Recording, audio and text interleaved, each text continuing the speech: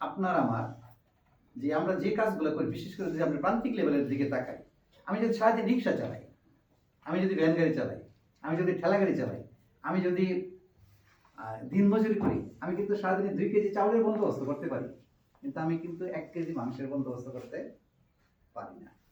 আমি কিন্তু 1 লিটার দুধের বন্দোবস্ত করতে পারি না। আমি কিন্তু 2 হালি ডিমের বন্দোবস্ত করতে পারি না। যেমন ধরে আমি আমার ব্যক্তিগত কথা বলি একটু, আমার কথাগুলো কি বুঝতেছেন আপনারা? জি স্যার। যেহেতু এটা প্রশিক্ষণ, একটা কথা আছে যে টাউনে থেকে তো আসছি, শাসন নামে একটু মামলা করে দেয়, একটা কথা আছে না? যেহেতু আমরা না আসছি, যে একটা কথা বলি, তো সেই জন্য যেটা বলি, আমার ব্যক্তিগত কথা বলি, যেটা হলে দেখেন আমি বাংলাদেশ কৃষি বিশ্ববিদ্যালয়ে লেখাপড়া করছি, তারপর বিসিএস এর মাধ্যমে এই চাকরিতে আসছি। এখন আমি কিন্তু একজন কৃষকের সন্তান। আমার জন্য এখন গাড়ি আছে, আমার জন্য ড্রাইভার আছে, মোবাইল ভাতা আছে, এই ভাতা আছে, সেই ভাতা আছে, কোনো একটা মোটামুটি একটা ভালো স্যালারি আছে। তাহলে আমি কিন্তু আমার যখন 6 ভাই বোন, আপনারা দাদা দাদি, আব্বা মা এবং এবং আমাদের 2জন কাজের লোক ছিল, একটা মহিলা কাজের লোক ছিল বছরে, এবং বছরে কাজের লোক আপনাদের এলাকায় কি বলে যায় না, বছরে কাজের লোক ছিল। তো এই জন্য 12 জন মানুষ। আমার আব্বার কিন্তু সামর্থ্য ছিল না সকালবেলা 12টা ডিম টেবিলে হাজির করা, এটা বাস্তব কথা। তাহলে আমরা কি করতেছে, আমরা কিন্তু তখন এই ছোটবেলায় কিন্তু আমার দাদি হয়তো ধানের ভিতরে, যে আপনারা ধান সিদ্ধ করলে ধানের ভিতরে একটা ডিম দিয়ে দিচ্ছে, ওই ডিমটা সিদ্ধ করে রান্না খায় নেই বা এরকম একটা। তো একটা ডিম কিন্তু আমরা ওরকম ভাবে পাইছি না। এখন আমি জেলা পর্যায়ে একজন কর্মকর্তা, আমার 1 ছেলে 1 মেয়ে, আমার জন্য কিন্তু ডিমের ব্যাপারটা আমার ছেলের জন্য কিন্তু ডিমের ব্যাপারটা ওরকম না, সে কিন্তু ডিমের ব্যাপারটা পাচ্ছে। কিন্তু এমন লোক তো অনেক আছে বাংলাদেশে, এখনো প্রান্তিক লেভেলের অনেক লোক আছে যারা সারা মাসে একটা আস্ত ডিম খায় না। এমন প্রান্তিক লেভেলের অনেক লোক আছে যে সারা মাসে নিজস্ব ভাবে 5 দিন মাংস বা 2 দিন মাংস খাইতে পারে না। এমন লোক কিন্তু অনেক আছে যারা প্রতি 1 গ্লাস দুধ একসাথে খাইতে পারে না। তাহলে আমরা আসলে সত্যিকার অর্থে যে আমরা বলি যে উন্নয়ন করছে, এই করছে, সেই করছে, এগুলা আমরা কি সত্যিকার অর্থে এই জিনিসগুলো আমাদের যে দৈনন্দিন চাহিদাগুলো আছে, এই চাহিদা পূরণ করতে পারতেছি না, সবাই পারতেছি না, কেউ হয়তো পারতেছি, কেউ পারতেছি না। তাহলে আমাদেরকে আপনারা যেহেতু সবাই শিক্ষক মানুষ, অভিভাবক, কিন্তু আবার আমাদের সদস্য যারা আছেন তারা তো সবাই এসডিজির কথা শুনছেন, সাস্টেনেবল ডেভেলপমেন্ট গোল, যারা টেকসই উন্নয়ন লক্ষ্য। ওইখানেও কিন্তু একটা কথা আছে, ওটার যে মূল নীতি, মূল প্রিন্সিপাল যেটা, সেই প্রিন্সিপাল মধ্যে বলা আছে নো ওয়ান লেফট বিহাইন্ড, কাউকে পিছনে ফেলে না, সবাইকে সাথে নিয়ে আগাইতে হবে। সবাইকে সাথে নিয়ে কিন্তু আমার উন্নয়ন করতে হবে। সবাইকে সাথে নিয়ে যদি উন্নয়ন করতে হয়, যে লোকটা বছরে 2 বার ঠিক মতো মাংস খাইতে পারে না, যে লোকটা মাসে একটা আস্ত ডিম খাইতে পারে না, তাকেও তো আপনাকে সাথে নিতে হবে নাকি? এই প্রোগ্রামগুলো যখন হয়, আমরা কিন্তু যে গতকাল দিন আগে আমাদের মিল ফিটিং ছিল, আমরা কিন্তু যে ডিসি সাহেবকে বলছিলাম যে দেখেন আসলে আমরা এই যে আপনার স্কুল বা যেটা শহরে যে স্কুল আছে বা আপনার কালেক্টরেট যে স্কুল আছে, এই স্কুলে যদি আমি এখানে ম্যাক্সিমাম ছেলে ফেলে আসে, গরিব ছেলে যে নাই তা না, ম্যাক্সিমাম ছেলে ফেলে আসে, তারা হয়তো তাদের বাপের সামর্থ্য আছে, মায়ের সামর্থ্য আছে দুধ খাওয়ানোর জন্য। তা আমি এই প্রোগ্রামগুলা প্রত্যন্ত অঞ্চলে করি, যেটা হয়তো একদিন বাচ্চাটা পাইলেও হয়তো তার সে একটু হবে, খুশি হবে। এবং এই জন্যই কিন্তু আমাদের এইবারে স্কুল সিলেকশনগুলো কিন্তু আমাদের পারে না, ম্যাক্সিমামই কিন্তু মানে একটু প্রত্যন্ত গ্রামে। এটা কারণ হলো যে আমরা চাচ্ছি যে আসলে প্রত্যেকটা লোক, প্রান্তিক লেভেলের প্রত্যেকটা লোক আমাদের খাদ্যের যে স্বয়ংসম্পূর্ণতা, খাদ্যের যে চাহিদা, এটা যাতে মেটানো হয়। এবং দেখেন, আমরা যদি খাদ্যের কথা বলি, একটা কথাই আছে ইংরেজিতে যে নো ফুড নো লাইফ, খাদ্য নাই জীবন নাই। খাদ্য না থাকলে কিন্তু জীবন থাকবে না। আমরা যত কিছু আগে দরকার খাবার, এই খাবারে কিন্তু 6টা উপাদান আছে, আমরা সবাই জানি। আপনারা তো সম্মানিত শিক্ষক, আপনারা অবশ্যই জানেন। সেটা হলো যে একটা হলো শর্করা বা কার্বোহাইড্রেট বা শ্বেতসার, একটা হলো আমিষ বা প্রোটিন, একটা হলো চর্বি বা তৈল বা স্নেহ পদার্থ বা লিপিড, একটা হলো ভিটামিন বা খাদ্যপ্রাণ, একটা হলো খনিজ লবণ মিনারেল, আর একটা হলো পানি। এই যে খাদ্যের 6টা উপাদান, এই 6টা উপাদানের সবগুলো উপাদানই কিন্তু দুধে আছে। দুধে আছে, এবং সবগুলো উপাদান কিন্তু আমাদের শরীরের জন্য দরকার, তাই না? প্রত্যেকটা উপাদান দরকার। আর প্রাণী সম্পদ কিন্তু এই কাজটাই করে। আপনি দেখেন প্রাণী সম্পদ খাদ্যের সাথে সরাসরি সম্পৃক্ত। আমি দুধের কথা একটু পরে আসতেছি। দেখেন আমরা যদি একটু চিন্তা করি, প্রত্যেক দিন আমাদের খাদ্য, আমাদের যে খাদ্যগুলো আছে এই খাদ্যের সাথে কিন্তু প্রাণী সম্পদ ওতপ্রোতভাবে জড়িত। আপনি দেখেন একটু চিন্তা করেন, সকালবেলা যে আপনি নাস্তা করবেন একটা ডিম লাগে, যখন আপনি দুপুরে ভাত খাবেন তখন মাংস লাগে, দুধ লাগে, লাগে।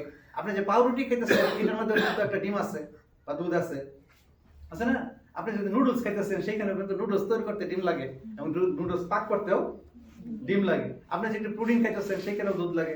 আপনি যে সেমাই খাইতেছেন এখানেও কিন্তু আপনার দুধ লাগে। আপনি যে মিষ্টি খাইতেছেন, দই খাইতেছেন, ঘি খাইতেছেন, মাখন খাইতেছেন, ছানা খাইতেছেন, আপনি বার্গার খাইতেছেন, হ্যাঁ, আপনি যে কাটলেট খাইতেছেন, আপনি যে মোগলাই খাইতেছেন, এই সবগুলোর মধ্যে কিন্তু প্রাণী সম্পদের একটা অবদান রয়েছে। অবদান আছে, আছে না?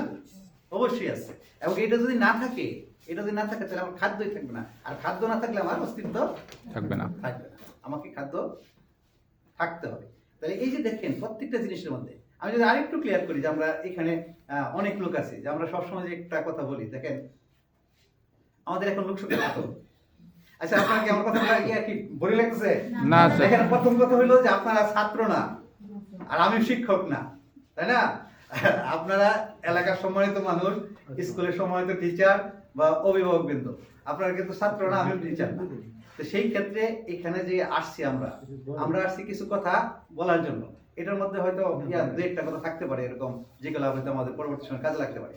তো যে কথা বলতেছিলাম, দেখেন আমাদের দেশে লোক সংখ্যা কত? 18 কোটি। আচ্ছা ধরেন 18 কোটি। 18 কোটি লোকের আমরা সবাই ম্যাচিউর। কয় কোটি বিয়া, ম্যারেজ? হ্যাঁ ম্যাডামরা, 18 কোটি মানুষের কয় কোটি বিয়া? জি বিবাহিত কত কোটি? হ্যাঁ, কত কোটি, কয়টা বিয়ে হবে এরকম আর কি 18 কোটি মানুষের? 9 কোটি। তার প্রতি দুইজন একটা বিয়া তো। হ্যাঁ, আচ্ছা ধর 5 কোটি বিয়ে হবে। আচ্ছা তাহলে 18 কোটি 9 কোটি বিয়া, আর একাধিক হইতে পারে, সেটা অন্য কথা। মোটামুটি ধরেন একটা অ্যাপ্রক্সিমেট আমরা 9 কোটি বিয়ে আছে না?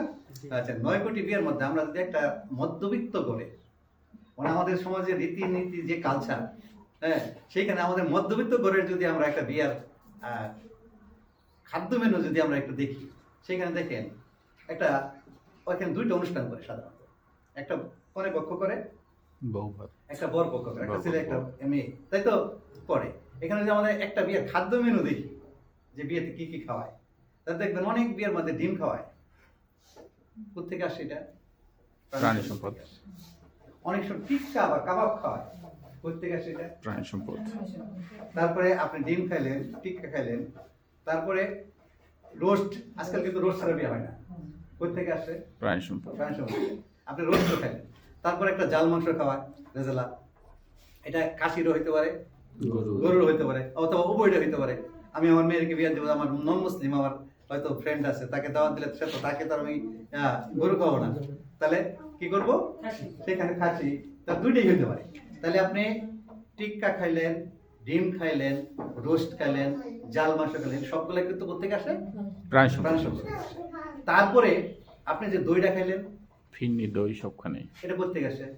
প্রাণী ডিম সম্পদ। খাইলেন কোথেকে আসে? প্রাণী সম্পদ। ডিম খাইলেন কোথেকে আসে? দুধানি খাইলেন কোথেকে আসে? সবই প্রাণী সম্পদ। সবগুলা প্রাণী। তাহলে আমি কি এটা বলতে পারি না যে 18 কোটি মানুষের বিয়ে সম্ভব না যদি আমার প্রাণী সম্পদ না থাকে? হ্যাঁ, সম্ভব? বাস্তবে সম্ভব না। আপনি দেখেন, চিন্তা করেন, সম্ভব না। আর আরেকটা কথা বলি, আমাদের খালি শুধু এইটা না, আমাদের ধর্মীয় আচার অনুষ্ঠানেও কিন্তু আমাদের প্রাণী সম্পদ একবারে অতীব জরুরি, অতীব জরুরি। আপনি ধরেন এই যে আমরা যারা মুসলিম আছি, এই কয়েকদিন আগে আমাদের কত কোরবানি ঈদ গেল। কোরবানি একটু কথা শুনি ম্যাডামরা, যে কোরবানি ঈদ গেল, এই কোরবানির ঈদে গত বছর আমাদের 1 কোটির উপরে কোরবানি হয়েছে। 1 কোটির উপর কোরবানি হয়েছে। তো এই যে 1 কোটি কোরবানি কি আপনারা মাছ দিতে পারবেন? হ্যাঁ, থেকে দিয়ে দিবেন, প্রাণী লাগবে। তাহলে এইখানে আমরা তাহলে ধর্মীয় আচার অনুষ্ঠানেও কিন্তু আমার প্রাণী সম্পদ লাগবে। আর আপনি এই যে যারা নন মুসলিম আছে, যারা হিন্দু আছে, তাদের তো ধর্মীয় আছে, যেমন আপনি কালী পূজা বলেন, লাগে না? লাগে। তাইলে এই যে আমাদের আচার অনুষ্ঠান এবং আমাদের প্রত্যেকদিন দৈনন্দিন যে কাজে প্রাণী সম্পদ ছাড়া, তাহলে এই জন্যই বলা হয়েছে যে we think a nation without man but we don't think a nation without animal. আমরা মানুষ ছাড়া জাতি কল্পনা করতে, যেমন আমরা আপনি যদি টোটাল মনুষ্য জাতি থেকে প্রাণী সম্পদকে আলাদা করেন, তো মানুষের অস্তিত্ব থাকবে না। এই জন্যই এই জিনিসটা মানে এই যে আমাদের খাদ্যের যে ব্যাপারটা, এটা করার জন্যই কিন্তু আমাদের এইসব প্রোগ্রামগুলো, যে প্রত্যেকে যাতে একটু সচেতন হই, আমরা যাতে এই জিনিসটা করি, মানে লালন পালন করি। এটা গেলে তো আর আকাশ থেকে পড়বে না, পড়বে কি? আকাশ না। থেকে পড়বে না। এটা কি প্রাণী সম্পদের কোনো খনি আছে? নাই। তাইলে অবশ্যই দেখেন, এই যে আমি এখানে 2 বছর যাবত আপনাদের পিরোজপুরে ডিস্ট্রিক্টের দায়িত্বে আছি। 2 বছরে পিরোজপুর কিন্তু অনেক সম্ভাবনাময় একটা জেলা, খুবই সম্ভাবনাময়, কিন্তু এইখানে কিন্তু এখন পর্যন্ত ওই শিল্পটা ওরকম ভাবে গড়ে ওঠে নাই। যেমন পিরোজপুর আমরা যদি দেখি যে পিরোজপুর একটা আপনার প্রাণী সম্পদের একটা নাই, একটা নাই। কি বলে ভালো একটা ফার্ম নাই। ফার্ম নাই। আচ্ছা, ফার্ম না থাক, আপনার যে প্রাণী সম্পদের খাদ্যটা যেটা, যে একটা কি বলে খাদ্য ফ্যাক্টরি, যেমন আছে প্রাণী সম্পদের, যেমন প্রাণী খাদ্য ফ্যাক্টরি, এই ফ্যাক্টরি কিন্তু কোথাও এখানে নাই। তা আমার যদি এখানে যে খামারিরা খাদ্য কিনতে হয় সেই আফতাবের কাছ থেকে, বাচ্চা কিনতে হয় সেই ইয়ের থেকে,